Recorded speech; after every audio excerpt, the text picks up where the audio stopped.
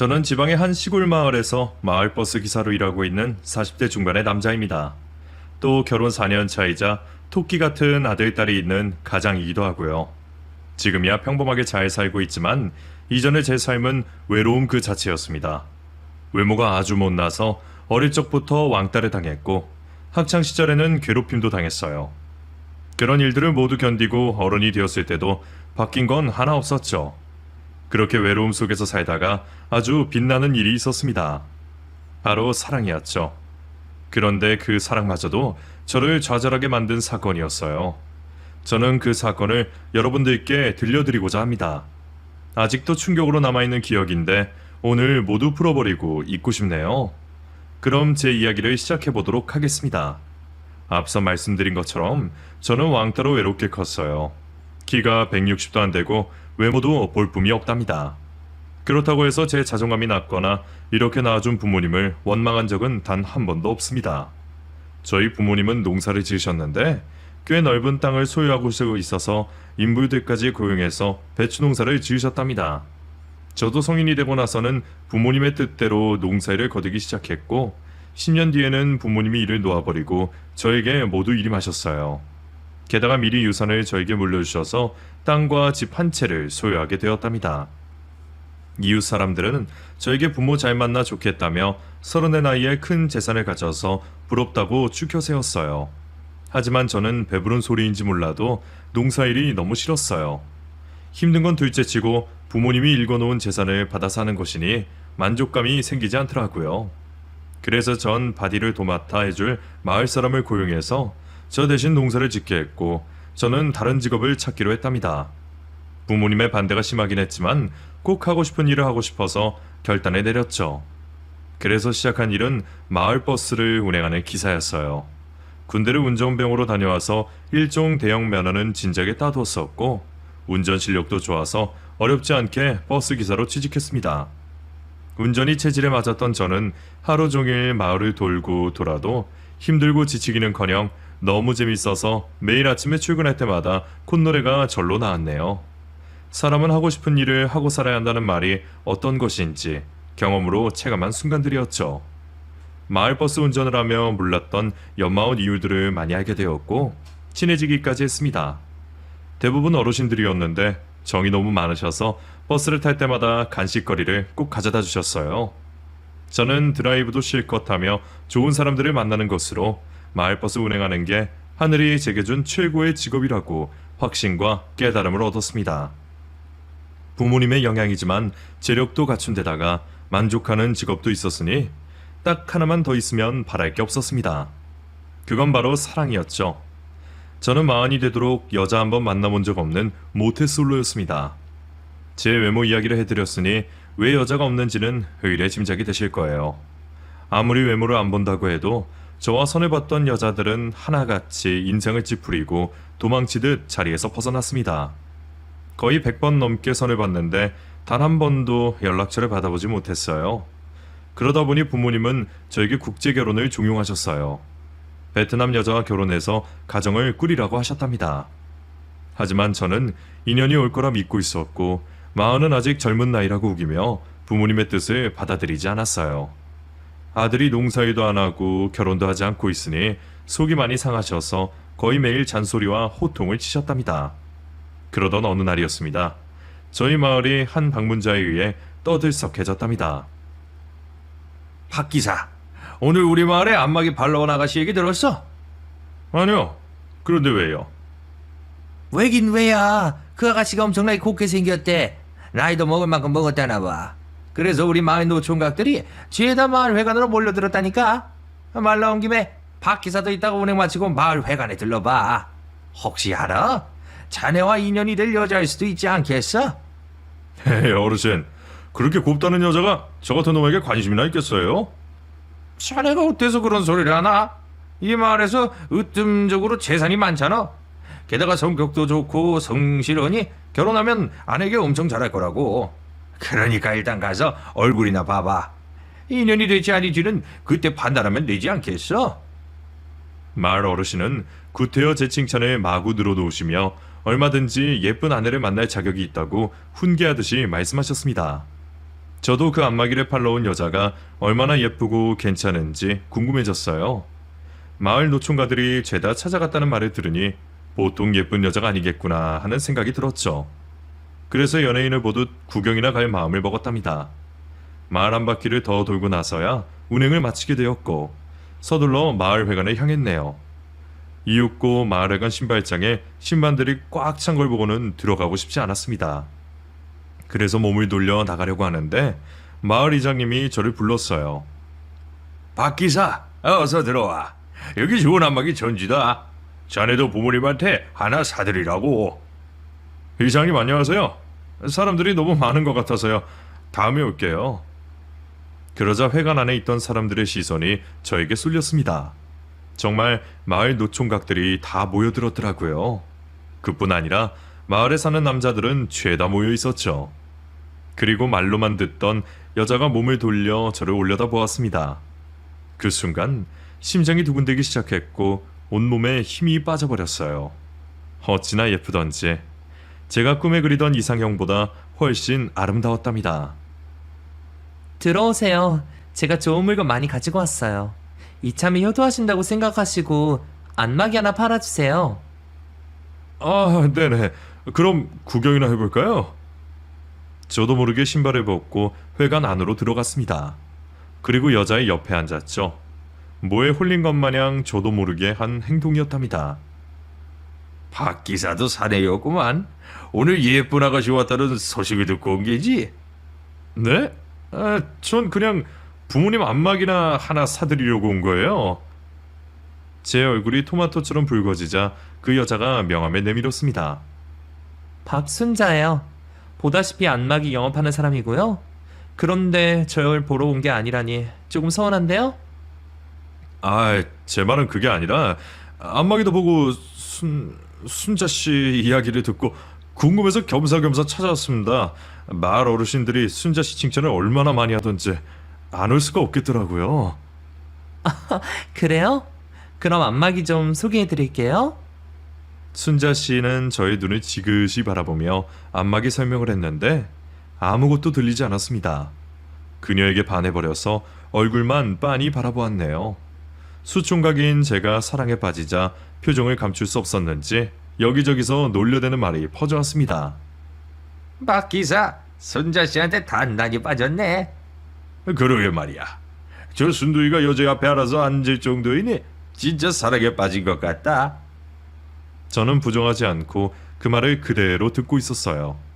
순자 씨는 엷은 미소를 지으며 진짜 자기를 좋아하게 됐냐고 물었답니다. 박 기사님이 저를 그렇게 생각해 준다니 영광인데요. 저 이러다가 시집 가는 거 아닌지 모르겠어요. 분위기가 저와 순자 씨에게 고조되자 다른 노총각들이 경계하며 말했습니다. 순자 씨, 박 기사는 키도 작고 못생겼잖아요. 순자 씨가 저런 놈한테 시집 가는 건 너무 아까운 일이라고요. 차라리 저는 어떻습니까? 저는 흑염소 농장을 운영하고 있어 순자 씨가 이렇게 고생하지 않게 해드릴 수 있습니다. 무슨 소리? 너는 허구한데 술이나 퍼마시잖아. 순자 씨가 너 같은 노은팽이를 만나는 건 말도 안 돼. 나야말로 순자 씨의 신랑감으로 탁월하지. 순자 씨, 저는 양계장을 크게 운영하고 있습니다. 서울로 유통하고 있어 꽤 잘 번다고요.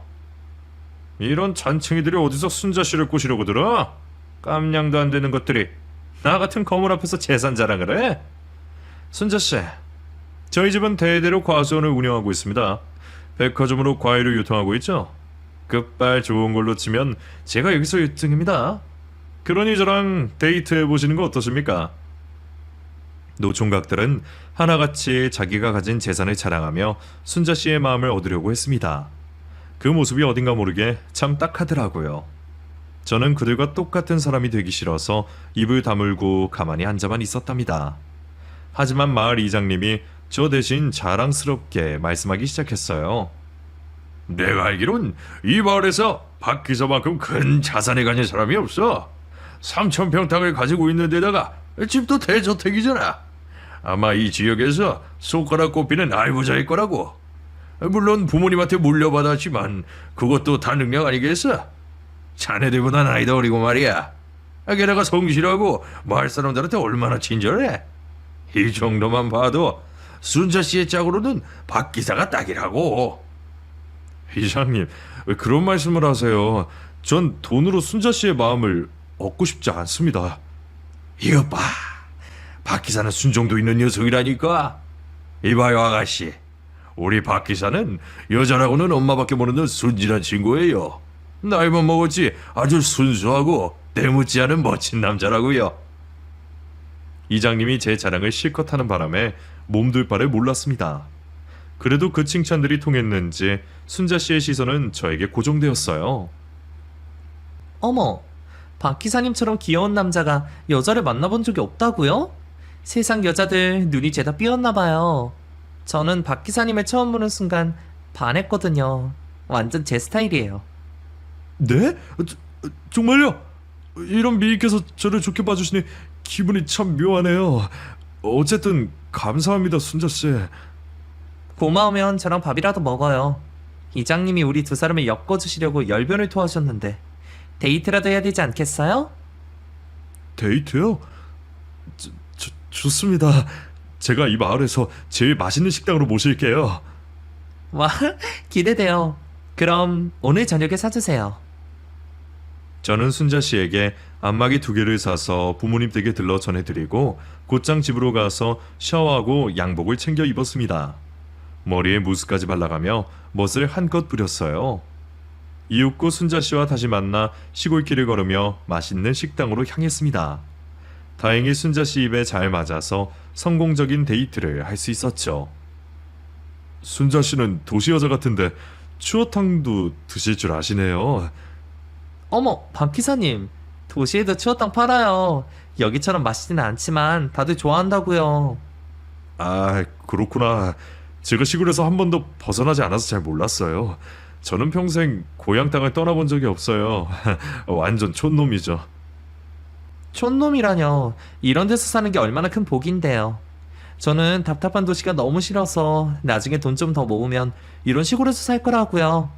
공기도 좋고 경치도 훌륭하잖아요. 그런 날이 올지는 모르겠지만 제 소원이라고요. 정말요? 이런 데서 살고 싶으세요? 그렇다니까요. 누가 절 아내로 받아줘서 이런 마을에서 편하게 살면 좋겠지만 아무도 저를 데려가지 않으니 직접 벌어서 내려와야죠.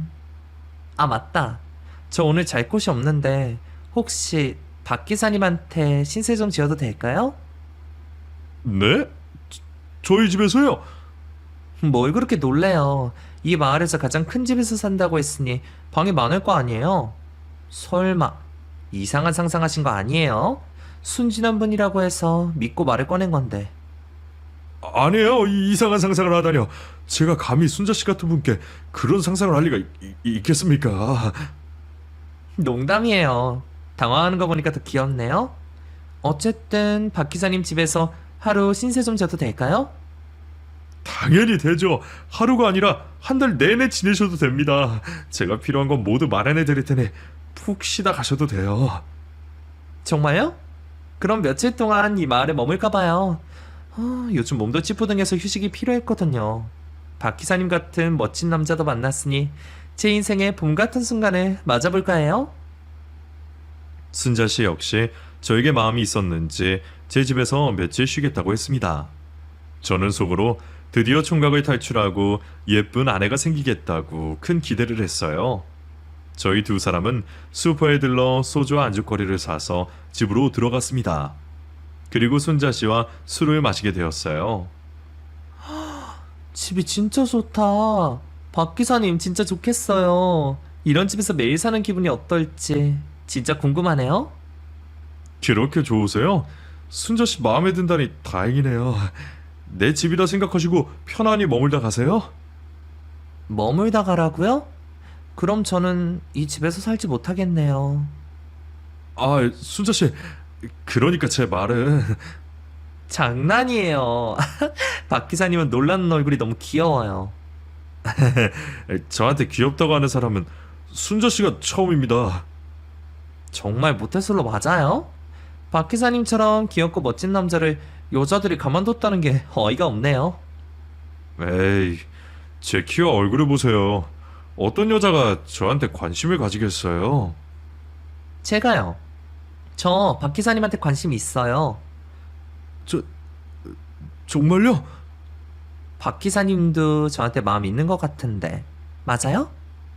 술 기운도 오르고 분위기에 취해서 순자 씨에게 고백을 하기로 했습니다. 네. 순자 씨를 처음 본 순간 사랑에 빠졌습니다. 어머, 지금 나 고백받은 거죠? 진짜 나를 좋아하는 거예요? 그럼요. 그러니까 집까지 순자 씨를 모셔온 거죠. 순자 씨, 우리 사귀어 볼래요? 제가 진짜 잘해드리겠습니다. 박 기사님 하는 거 봐서요. 저는 귀여운 남자를 좋아하긴 하지만 터프한 성격을 가진 사람을 좋아해요. 박 기사님의 터프한 면이 있을까요? 저는 뭐라도 보여주려고 자리에서 일어나 순자 씨를 번쩍 안았습니다. 그리고 그대로 방으로 들어갔고 40년 만에 처음으로 여자와 잠자리를 가지게 되었답니다. 이튿날 아침에 눈을 뜨자 아름다운 순자 씨가 옆에 있어서 무척이나 행복했어요. 저는 무슨 일이 있어도 이 여자와 결혼해야겠다는 생각을 가졌죠. 순자 씨, 저는 출근해야 해서 나가볼게요. 그동안 편하게 쉬고 계세요?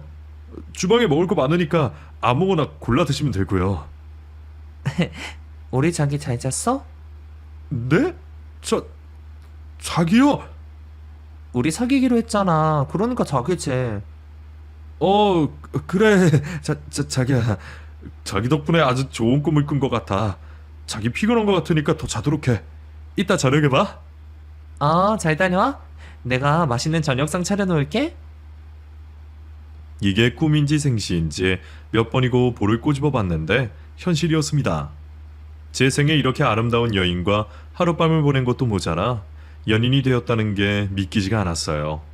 저는 들뜬 마음으로 버스 운행을 시작했고 어느 때보다 더 행복한 드라이브를 할 수 있었네요.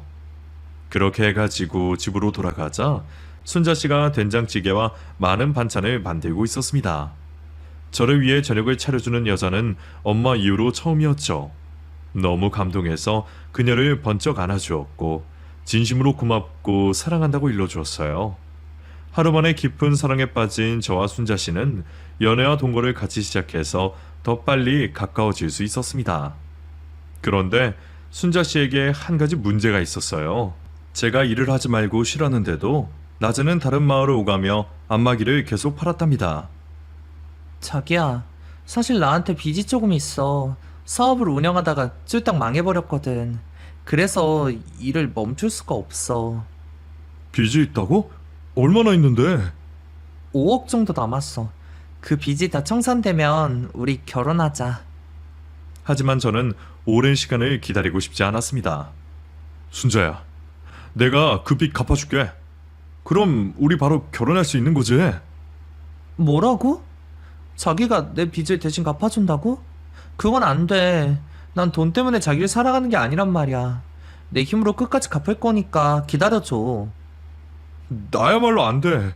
그 많은 돈을 다 갚으려면 몇 년을 기다려야 하잖아. 내가 깔끔하게 다 갚아줄 테니까 나한테 시집 와. 그래서 편하게 살란 말이야. 자기, 날 진심으로 사랑하는구나. 좋아. 자기가 그렇게 원한다면 빚 정리하고 결혼하자. 저는 큰맘 먹고 순자에게 5억을 입금해 주었고 드디어 빚에서 해방되었다며 저에게 진심으로 고맙다는 인사를 했어요. 자기야, 내가 앞으로 진짜 잘할게. 세상 누구보다 행복한 부부가 되도록 최선을 다할 거야. 난 이미 순자 너를 만나서 행복해. 자기는 내 옆에 있는 것만으로도 충분하니까 나를 떠나지만 않으면 돼. 알겠지? 내가 자기를 왜 떠나? 나를 이렇게 사랑해주는 남자를 평생 또 만날 수 있겠어? 우리 진짜 잘 살아보자. 이 마을에서 서로 등 긁어주면서 늙어가자고. 그렇게 저는 부모님께 순자를 소개해드렸어요. 싹싹하고 야무진 순자의 모습을 보고 아주 마음에 들어 하셨죠. 부모님이 결혼식을 언제 올릴 거냐고 물으시자 순자가 가을에 신부가 되고 싶다고 말하며 앞으로 5개월은 더 기다렸다가 하기로 했답니다. 저는 40년 동안 인연을 기다리기 잘했다고 스스로에게 칭찬하며 하루하루를 매우 행복하고 기쁘게 보냈어요. 순자의 빚을 해결해 주었으니 앞으로는 큰 문제 따위는 없을 거라 말이죠. 그런데 얼마 뒤 순자가 저에게 부탁의 말을 하더라고요. 조금 어렵고 난감한 부탁이었습니다. 자기야, 우리 안마기 회사에서 나한테 대리점을 내주겠다고 했다? 내가 원하는 위치에 말 안 해도 된다고 했어. 그래서 말인데, 우리 마을에 안마기 대리점을 차리는 게 어떨까? 이 큰 시골에 어르신들이 차고 넘치니 장사가 아주 잘 될 것 같지 않아? 그렇긴 하겠다. 그리고 어르신들도 많으니까 장사는 잘 되겠지. 그런데 그 대리점을 차리려면 돈이 많이 들지 않겠어? 그래서 자기한테 말하는 거잖아. 내가 집에서 놀고 먹기만 하면 답답해서 못 살 것 같아. 내가 자기한테 매달 돈을 갚아갈 테니까 자기가 안마기 대리점을 차려주면 안 될까? 대리점 차리는데 얼마나 드는데? 글쎄, 한 5억은 들지 않을까? 5억? 그렇게나 많이 들어? 그럼 상가 보증금하고 인테리어만 해도 억이 넘어가잖아. 게다가 안마기 제품을 가게에 꽉 채우려면 그만한 돈이 들어갔지. 그런데 자기야, 내가 그만한 돈이 없어. 버스기사 월급이 얼마 되지 않는 건 자기도 알지? 그래도 자기한테는 땅도 있고 집이 있잖아. 그걸 담보로 대출받으면 충분하지 않겠어? 지난번 자기 빚을 갚아주는데 이 집을 담보로 대출받았어. 그런데 땅까지 담보로 잡히면 내 재산은 아무것도 남아있는 게 없을 텐데. 누가 땅을 팔렸어? 내가 매달 갚아나간다고 했잖아. 그리고 그 큰 배추밭이 그깟 5억에 날아가 버리겠니? 난 그저 잠깐 은행에 담보 좀 잡히자는 거야. 혹시 당신 날 못 믿는 거야? 이것 좀 실망인데. 알겠어. 사업이고 나발이고 때려치울게. 나 기분 안 좋아질 것 같으니까 잠시 서울 좀 다녀올게. 저는 순자가 떠날까봐 덜컥 겁이 났습니다. 그래서 저도 모르게 이렇게 대답을 하고 말았습니다. 아니야, 내가 해줄게. 자기 안마기 대리 좀 차려준다고. 그러니까 서울 가겠다는 말 하지 마. 정말이야? 역시 우리 남편이 최고야. 남편? 그래, 어차피 가을이면 우리 결혼식 올릴 거잖아. 그러니까 자기가 내 남편이지. 아무튼 고마워. 그래서 다음날 은행을 찾아가 또다시 대출을 받게 되었어요. 순자에게 5억을 입금하고 버스 운행을 시작했죠. 그런데 제 마음이 얼마나 무겁던지 운전하다가 신호를 위반하는 큰 실수까지 했답니다. 다행히 사고는 나지 않았는데 많은 승객들이 저에게 욕을 하며 불만을 드러냈어요. 저는 연신 사과하며 긴장한 채 운행을 이어갔답니다. 그러다 옆마을에 사시는 어르신이 운전석으로 걸어오셨어요. 저는 운행 중에는 자리에서 일어나면 위험하다고 일러드리며 앉으시라고 말씀드렸습니다. 어르신, 그러다 넘어지시면 큰일 나요. 얼른 앉으세요. 이봐 박 기사, 이거밖에나. 나중에 읽어보도록 해. 어르신은 쪽지 한 장을 저에게 전해주셨어요. 이게 뭐냐고 묻자 나중에 여유 있을 때 읽어보라고만 하시고 자리로 되돌아가셨답니다. 그렇게 몇 시간 동안 정신을 차리고 버스를 운행했고 무사히 종점에 도착했어요. 그리고 어르신이 준 쪽지가 생각나서 주머니에서 꺼냈습니다. 여러 번 접혀있는 종이를 펼치자 그 안에는 제 아내에 대한 이야기가 적혀 있었습니다. 박 기사, 우리 마을에 자네처럼 땅 부자인 김씨라고 있었는데 몇 달 전에 심장마비로 세상을 떠났어. 그런데 그 김씨가 데리고 살던 여자가 바로 자네가 지금 데리고 사는 박순자라는 여자야. 성형수술을 하고 자네가 있는 마을에 다시 나타난 모양이더라고. 이름을 바꾸고 얼굴이 바뀌어서 알아보는 사람이 거의 없는데 내 눈은 물속이야. 한눈에 남자 잡아먹은 여우년이라는 걸 알아봤지. 내가 말로 하면 자네가 믿지 않을 것 같아. 이렇게 쪽지로 전해주네. 자네 마누라 믿지 마. 너무 기막힌 내용이 쓰여 있어 소스라치게 놀라고 말았습니다. 그 어르신이 저에게 무슨 억하심정이 있었길래 이렇게 사람을 음해할 수 있는지 화가 솟구치기도 했고요. 저는 당장 그 쪽지를 찢어서 버렸고 찝찝한 기분으로 집으로 돌아갔어요. 순자는 저녁상을 차리고 기다리고 있더군요. 그 모습을 보자 마음이 다시 편해졌습니다. 그녀에게 들어간 돈이 아깝긴 했지만 매달 갚아나가겠다고 했으니 그 의지를 믿기로 했죠. 자기야, 우리 소주도 한잔 할까? 내가 자기를 위해 준비해놨지? 글쎄, 내일 출근하려면 술은 좀... 아이, 그러지 말고 한 잔만 하자. 나 자기랑 뜨거운 밤 보내고 싶단 말이야. 순자는 저와 밤을 자주 보내지 않아서 절호의 기회가 왔다고 판단했습니다. 남자의 본성이 깨어난 저는 기분 좋게 대답했죠. 아, 그래? 그럼 한잔 해야지. 오늘 밤 순자랑 아주 뜨겁고 달콤한 밤을 보내보자. 아, 몰라. 벌써부터 부끄럽잖아. 얼른 술 좀 받아. 순자는 눈웃음을 치며 연거푸 소주를 들이켰고 저도 순자를 따라서 소주를 계속 들이부었습니다. 결국 저는 만취하게 되었고 순자와의 뜨거운 밤을 놓치고 작은 방에서 잠이 들었어요. 다시 눈을 떴을 땐 머리가 깨질 듯이 아팠습니다. 그런데 제 옆에 순자는 없었고 저 혼자 덩그러니 누워 있었네요. 창밖이 아직 캄캄해서 그리 오래 잔 것 같지는 않았고 날이 밝기 전에 순자와 뜨거운 밤을 보내야겠다는 생각이 깊게 들어서 순자를 부르려고 목을 가다듬었어요. 그런데 제가 부르기도 전에 순자의 목소리가 들려왔습니다. 그녀는 거실에서 누군가와 대화를 나누고 있었어요. 오빠, 내가 저는 공사 치는데 얼마나 힘들었는지 알아? 면상만 봐도 토가 나올 지경이었다고. 키는 초등학생 마냥 똥자루만한 게 밝히기는 얼마나 밝히는지 알아? 밤마다 들러붙는 거 떼내는 게 엄청 스트레스였다고. 내가 이렇게까지 해서 돈을 벌었으니까 좀 고마운 줄 알아. 그래 미경아, 그동안 고생 많았다. 그런데 이 마을에서 이름을 숙자로 했다고 했지? 몇 해 전에 옆마을에서 써먹은 이름보다 낫다. 그때 이름이 말자였잖아. 얼마나 웃겼는지 알아? 그때 이야기를 왜 꺼내는 건데? 그 김씨놈이 갑자기 심장마비로 죽는 바람에 한 푼도 뜯어내지 못하고 날라버렸잖아. 경찰 조사 피하려고 돈덩어리 두고 튀었던 걸 생각하면 아직도 억울해 죽겠다니까. 그래도 사람이 죽으라는 법은 없는지 얼굴 좀 고치고 이 마을로 와서 알부자들 제대로 벗겨 먹었으니 지난날의 고생은 머리에서 싹 잊힌다. 그래, 10억이나 뜯어먹었으니 진짜 애 많이 썼지. 지금까지 우리가 사기쳐왔지만 이 정도로 크게 성공한 건 처음이잖아.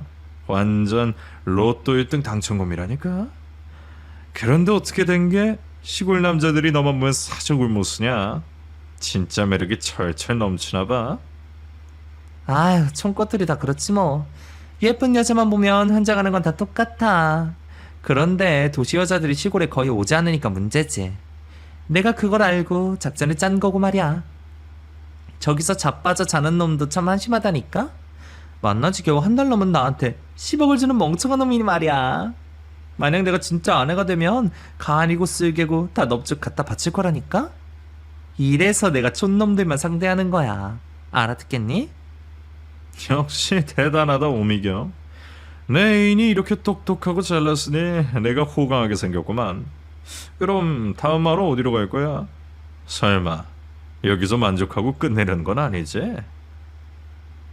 당연히 여기서 끝내면 안 됐지. 몇 탕 더 해먹어서 해로 날라버리자고. 당분간 잠수 좀 타다가 어디 조용한 시골 구석으로 가야지. 그리고 안마기는 너무 많이 써먹어서 다음엔 건강식품으로 하자. 비싼 값에 팔아가지고 제일 많이 사는 놈한테 공사를 쳐야지. 대신 저기서 자고 있는 똥자루에 못생긴 놈은 피할 거야. 이번에 크게 깨달았어. 아무리 사기를 쳐도 면상은 봐줄 만한 놈을 꼬셔야겠다고 말이야. 여하튼 날 밝으면 곧장 저놈 자동차 팔아버리고 튀자고. 차 뽑은 지 얼마 안 됐으니까 못해도 2천만 원은 받을 거라고. 알겠어. 마지막 한 푼까지 탈탈 털어먹는 너란 여자 정말 사랑스럽다. 그런데 저 자식 중간에 깨는 거 아니겠지? 걱정하지 마. 소주에 수면제를 충분히 타서 먹였으니까. 아마 오후까지 늘어지게 잘 거라고. 이 일을 한두 번 하는 것도 아닌데 왜 이렇게 걱정이 많아? 좋았어. 그럼 우리 날이 밝기 전까지 오붓하게 시간 좀 보낼까? 왜 이래? 두 사람의 대화를 모두 들은 저는 그제야 상황 파악이 되었습니다. 제가 완전히 사기당한 꼴이라는 걸 말이죠. 버스 안에서 저에게 쪽지를 준 어르신의 말이 맞았던 겁니다. 게다가 애인인지 공범인지 수상한 남자와 거실에서 그짓거지를 하는데 오만정이 떨어지더라고요. 정신이 확 깬 저는 이 순간을 어떻게 헤쳐나가야 할지 재빨리 머리를 굴렸어요. 제가 자고 있던 작은 방에는 제 핸드폰과 옷이 없었습니다. 순자가 미리 대비하고 치워버린 게 분명했죠. 그래서 저는 창문을 조용히 열고 밖으로 뛰어내렸답니다. 팬티만 입고 있는 데다가 맨발이었죠. 하지만 창피한 건 둘째치고 당장 사기꾼들을 잡아야겠다는 생각만 하고 앞만 보고 달렸습니다. 다행히 새벽 시간이라 길거리에 사람들이 하나도 없어서 무사히 지구대에 도착하게 되었죠. 경찰관님, 저 좀 도와주세요. 아니, 박 기사님 아니에요? 이 시간에 팬티 바람으로 무슨 일입니까? 그러니까 제가 데리고 사는 그 여자 아시죠? 그 여자가 알고 보니까 사기꾼이었어요. 시골 총각들만 골라서 돈을 뜯어내고 도망가는 사기꾼이었다고요. 네? 순자 씨가요? 에이, 설마요. 그렇게 예쁜 분이 사기꾼이라니. 말도 안 됩니다. 뭔가 오해가 있으셨겠죠? 아니라고요. 진짜 사기꾼이에요. 지금 제 집에 그년하고 애인놈이 와 있어요. 이따 날이 밝으면 제 자동차를 팔고 튀겠다고 했단 말입니다. 저는 구구절절 상황을 설명하고 빨리 가서 잡아야 한다고 다그쳤습니다. 그러자 경찰관이 사태의 심각성을 깨닫고 지원 요청을 했어요. 그리고 저와 경찰관 둘이 먼저 제 집으로 향했고 지원 경찰들이 올 때까지 창문 밑에서 은밀하게 기다리기로 했답니다. 그때 창문 밖으로 순자와 공범의 목소리가 새어나왔어요. 저에게 뜯어간 10억으로 뭐부터 할지 계획을 세우는 대화였답니다. 그러자 경찰은 다시 한번 제 말을 믿어주었고 반드시 제 돈을 돌려받게 해주겠다고 약속까지 해주었어요.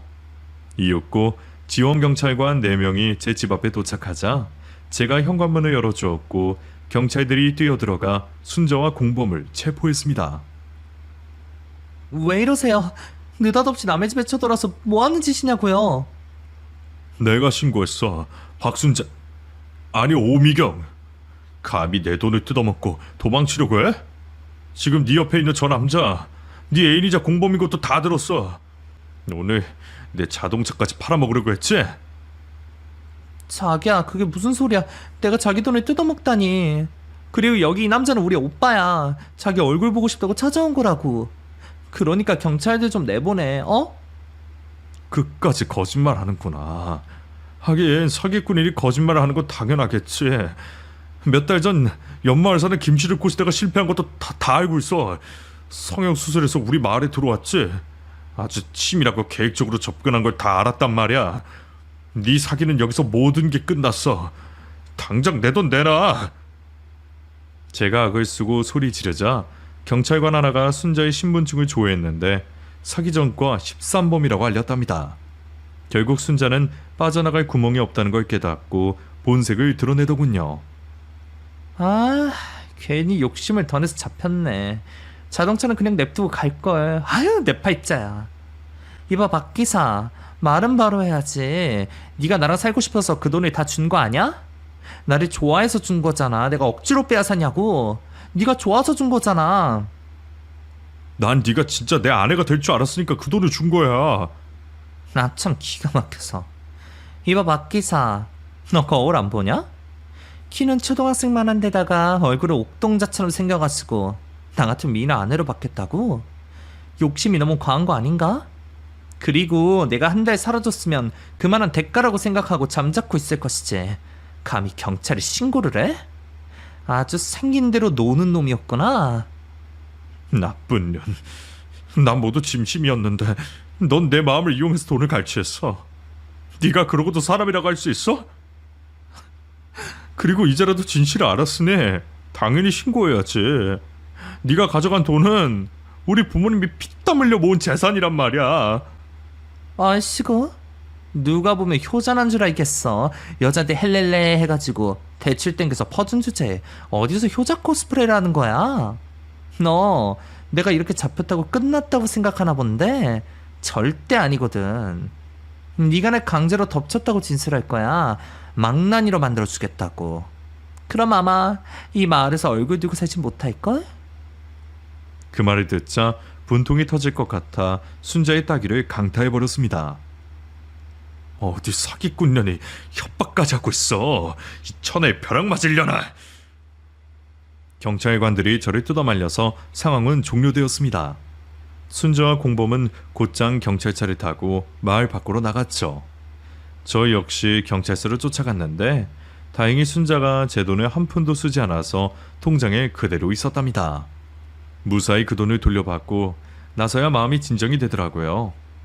순자와 공범은 당연히 구속구사를 받게 되었고 저에게 사기를 친 것과 옆마을 세상을 떠난 김씨의 사기죄까지 받아들여져 무거운 징역을 받고 감옥으로 들어갔네요.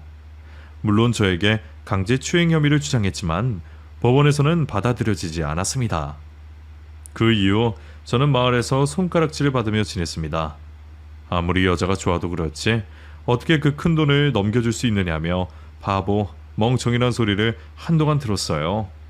저는 그 말에 부정하지 못하고 고개를 숙이고 매우 부끄러운 나날들을 보냈습니다.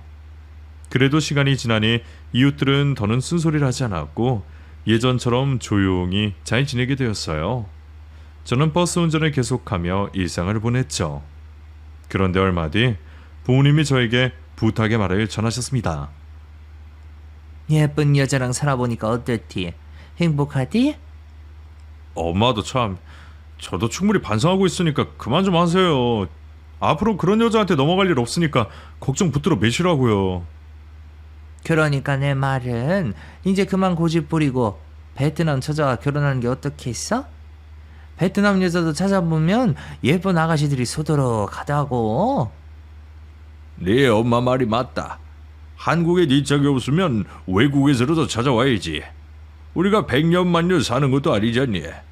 어서 결혼해서 자식 낳고 잘 사는 모습을 보여주거라.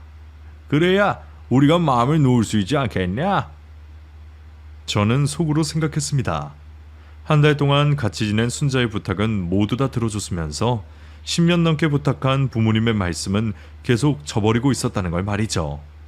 그래서 전 마음을 굳게 먹고 베트남 여자와 결혼하겠다고 대답했습니다. 일주일 뒤 비행기를 타고 베트남으로 가서 여자를 소개받게 되었고 말이 통하진 않았지만 좋은 시간을 보내고 왔답니다. 저는 그 여자와 결혼하겠다는 의사를 밝혔고 답을 기다리게 되었어요. 며칠 뒤 베트남 여자도 제가 마음에 든다며 한국으로 시집 오겠다고 했답니다. 그렇게 4년이 세월이 흐른 지금 제 곁에는 베트남에서 온 아내와 아들과 딸이 있네요. 저는 여전히 마을버스 기사로 일하고 있습니다. 부모님이 농사일을 다시 해보라고 설득하시는데 그것만큼은 못하겠더라고요. 일은 제가 하고 싶은 버스 운행을 계속하고 싶었고 제가 농사를 시작하면 아내로 같이 해야 할 것 같아서 거절하고 있답니다. 제 사연은 이렇게 막이 내려지네요. 아내를 만나기 전에 있었던 웃지 못할 사건을 들려드렸는데 어떠셨나요? 아마 제가 바보 같고 물러 터졌다고 생각하시는 분들이 많으실 것 같습니다. 저 또한 순자를 생각하면 제 자신이 너무 미워요. 하마터면 10억이라는 큰 돈을 잃을 뻔했으니 그 여자를 왜 사랑했을까 하며 몸서리치게 후회하고 있답니다. 날이 많이 덥네요. 더위 조심하시고 여자도 조심하며 여름 잘 나시길 바랍니다. 지금까지 들어주신 청취자분들께 진심으로 감사드립니다.